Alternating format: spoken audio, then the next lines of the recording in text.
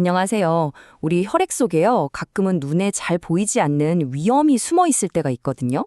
그래서 오늘은 혈액은행에서 바로 이 숨겨진 위협의 볼륨을 어떻게 확 키워서 찾아내는지, 그러니까 효소를 사용해서 항원 항체 반응을 증폭시키는 아주 놀라운 기술에 대해서 한번 이야기해 볼까 합니다. 이런 상상 한번 해볼까요? 만약 혈액형이 안 맞는데 그 반응이 너무 조용해서 아무도 알아차리지 못한다면요. 바로 이게 문제입니다. 어떤 항체 반응은 너무 약해서 일반적인 검사로는 감지가 안 될 때가 있거든요. 이건 수혈 과정에서 정말 치명적일 수 있는 말 그대로 소리 없는 위협인 셈이죠. 그래서 오늘 우리가 함께 파헤쳐볼 이야기는 이렇습니다. 먼저 그 숨겨진 위험이 대체 뭔지, 그리고 효소라는 돋보기로 이걸 어떻게 해결하는지 알아볼 거고요. 또 어떤 혈액형들한테 이 기술이 특히 중요한지, 그리고 마지막으로 이 모든 과학이 결국 어떻게 생명을 구하게 되는지 차근차근 따라가 보겠습니다. 혈액은행에서 하는 일의 목표는 사실 아주 간단해요. 항체랑 적혈구 항원이 만나는 그 순간을 딱 잡아내는 거죠. 근데 문제는 이 만남이 막 요란한 알람 소리가 아니라 정말 들릴 듯 말 듯한 속삭임일 때가 있다는 거예요. 바로 이게 큰 문제입니다. 자, 그럼 이 골치 아픈 문제에 대한 해결책을 소개해 드릴게요. 바로 효소라는 특별한 단백질입니다. 이 친구들이 마치 돋보기처럼 작용해서 우리가 하마터면 놓칠 뻔했던 그 작은 신호들을 아주 선명하게 증폭시켜주는 역할을 하죠. 그럼 이 효소라는 게 정확히 뭘까요?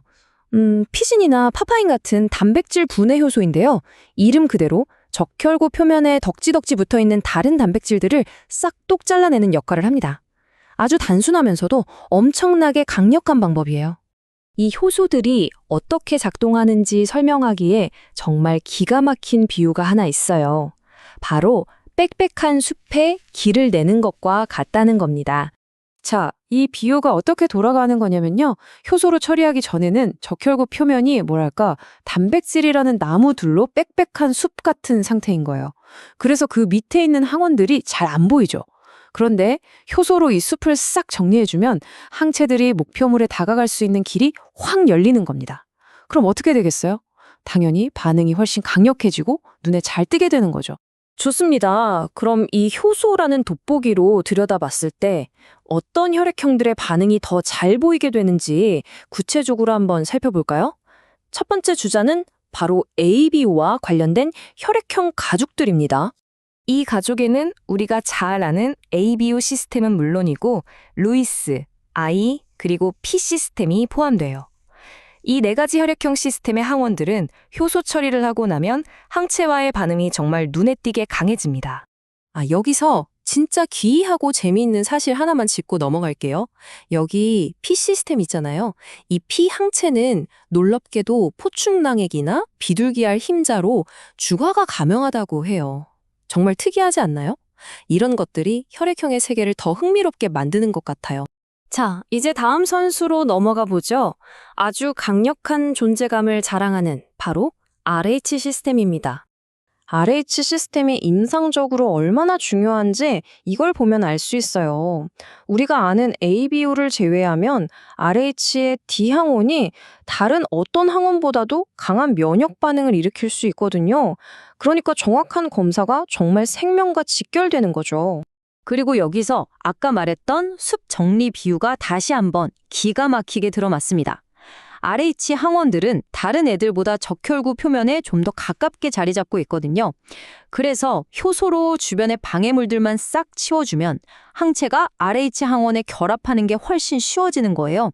그 결과 반응이 눈에 띄게 강해지는 거고요. 자, 이제 효소 덕분에 반응이 강화되는 마지막 그룹이자 어쩌면 가장 악명 높은 녀석을 소개해드릴 차례입니다.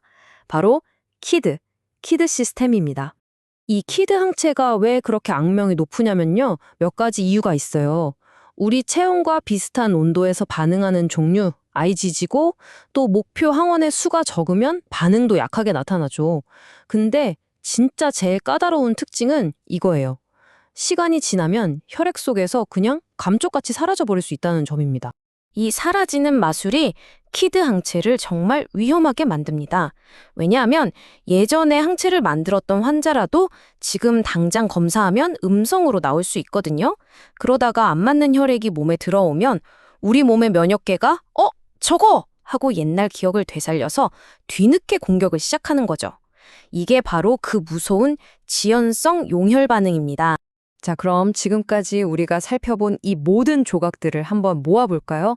이 기술이 실험실을 넘어서 실제 현장에서 어떻게 생명을 구하고 있는지 말이죠. 이 조용한 항체 하나를 놓쳤을 때 벌어지는 일은 정말 끔찍할 수 있어요. 먼저 약한 항체가 검사를 그냥 통과해버려요. 그럼 환자는 겉보기에 아무 문제 없는 혈액을 수혈받겠죠. 하지만 환자의 면역계는 과거를 기억하고 있다가 며칠 뒤에 수혈된 적혈구를 공격하기 시작합니다. 그 결과는 아주 심각한 부작용으로 나타나게 되는 거죠. 그래서 결론적으로 효소를 사용해서 이 작은 반응의 소리를 키우는 건 단순히 신기한 실험실 기술이 아닙니다. 이건 우리가 받는 혈액이 정말로 진짜로 안전하다는 걸 보장하기 위한 아주 중요한 안전 점검 장치고요. 수많은 생명을 구하는 핵심적인 과학인 셈입니다. 마지막으로 이런 질문을 한번 던져봅니다. 아주 작은 신호를 증폭시켜서 숨겨진 정보를 찾아내는 이 원리처럼 지금 이 순간에도 과학자들은 의학의 다른 분야에서 또 어떤 보이지 않는 신호들을 잡아내고 그 소리를 키우기 위해 노력하고 있을까요?